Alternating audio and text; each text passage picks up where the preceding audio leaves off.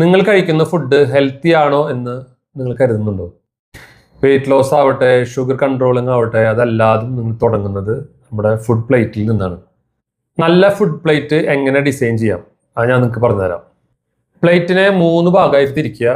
അതിൽ 40% കാർബോഹൈഡ്രേറ്റ്, അതായത് നമുക്ക് ബ്രൗൺ റൈസ്, വീറ്റ് ഇതൊക്കെ ഉപയോഗിക്കാം. 40% ഉപയോഗിക്കുക.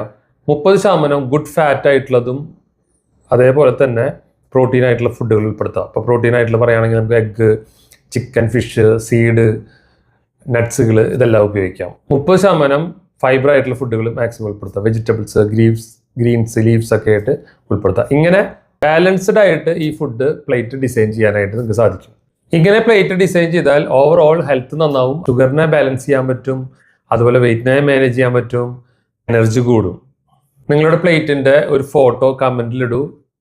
നിങ്ങളുടെ ഹെൽത്തി പ്ലേറ്റ് ആണോ എന്നുള്ളത് ഞാൻ നിങ്ങൾക്ക് പറഞ്ഞുതരാം.